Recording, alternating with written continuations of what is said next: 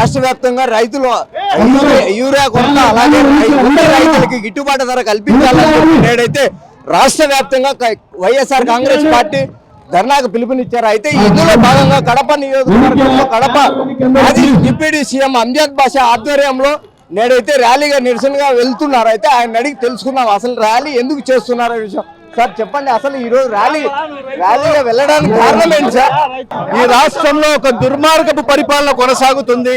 దానికి పరాకాష్ట మరి ఈరోజు ఈ రాష్ట్ర ప్రభుత్వం వివరిస్తున్న విధానం.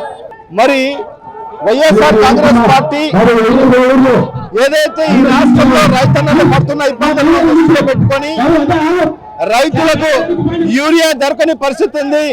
మరి రైతులకు వాళ్ళు పండించిన పంటలకు గిట్టుబాటు ధర లభించడం లేదు. రైతులు అనేక సమస్యలతో సతమతమవుతున్నారు. మరి ఆ సమస్యల మరి రాష్ట్ర ప్రభుత్వ దృష్టికి తీసుకెళ్లాలి అధికారుల ద్వారా అని చెప్పి మరి అన్నదాత పోరును ప్రకటించడం జరిగింది. మరి ఈ రోజు 9వ తేదీ ఒక శాంతియుత మార్గంలో మరి ఈ రోజు ప్రజాస్వామ్యబద్ధంగా శాంతియుత మార్గంలో మరి ఒక నిరసన ర్యాలీగా వెళ్ళి మరి ఆర్డీఓకు మన వినతి పత్రాన్ని అందించాలి.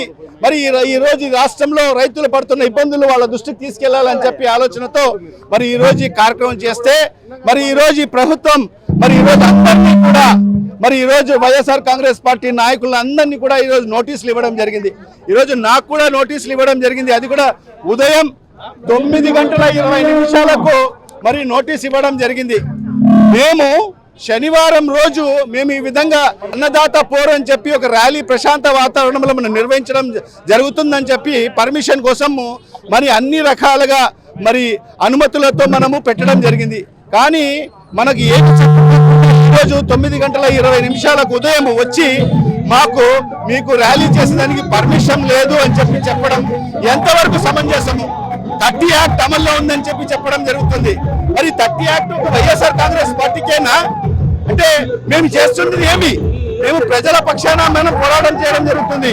ఇదేదో వైఎస్ఆర్ కాంగ్రెస్ పార్టీ కోసము లేకుంటే మరి మన సొంత ప్రయోజనాల కోసం చేస్తున్నది కాదు. ఇది ఈరోజు రాష్ట్రంలోనే రైతాంగాల సమస్యల మీద మరి ఈ రోజు పోరాటం చేస్తుంటే మరి అది కూడా చేయకోకుండా ఆంక్షలు పెట్టడం ఎంతవరకు సమంజసము?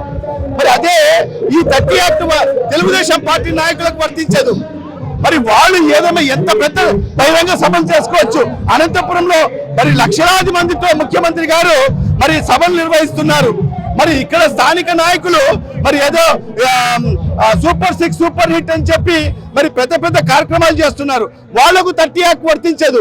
కేవలం వైఎస్ఆర్ కాంగ్రెస్ పార్టీ నాయకులు ఏ కార్యక్రమం చేసినా అది కూడా ప్రజల కోసం, ప్రజల పక్షాన, ప్రజలకు మేలు చేయాలనే తపనతో వైఎస్ఆర్ కాంగ్రెస్ పార్టీ ఏ కార్యక్రమం చేసినా కూడా మీరు చేయకూడదని చెప్పి ఈ రోజు నోటీసులు ఇవ్వడం. అయితే సార్ ప్రధానంగా సార్ మీరు దాదాపు ఒక వారం 10 రోజుల క్రితమే మీ అధిష్టాన ఆదేశాల మేరకు రాబోయే 9వ తేదీ రోజున మేము నిరసన కార్యక్రమం చేపడతామని చెప్పి ముందుగానే పోలీసు అధికారులు కావచ్చు, రాష్ట్రంలో కావచ్చు, అలాగే జిల్లాలో ఉన్నతాధికారులకు సమాచారం ఇచ్చారు. అయినప్పటికీ కూడా మీ మీద ఆంక్షలు విధిస్తున్నారంటున్నారా?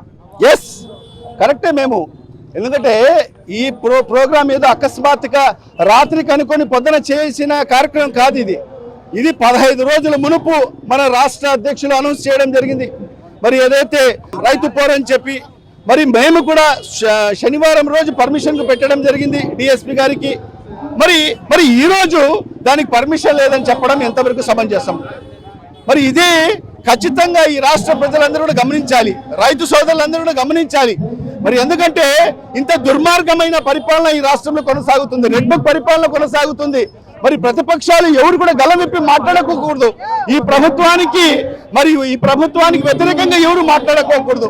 గతంలో ఎన్నడూ లేని విధంగా వైఎస్ఆర్ కాంగ్రెస్ పార్టీ నేతలు ఎవరికైతే ప్రజలకు ఇబ్బందులు కలుగుతున్నాయనే ఆందోళన కార్యక్రమం చేపడితే పోలీసులు మాత్రం ఎక్కడా లేని విధంగా ఆంక్షలు విధిస్తూ వైఎస్ఆర్ కాంగ్రెస్ పార్టీ నేతల్ని ఉదయం నుంచే హౌస్ అరెస్టులు చేస్తున్నారని చెప్పి మాజీ డిప్యూటీ సీఎం అంజద్ బాషా పేర్కొంటున్నారు. కెమెరా పర్సన్ నాగేష్తో మధు, మెగా 9 టీవీ, కడప నుండి.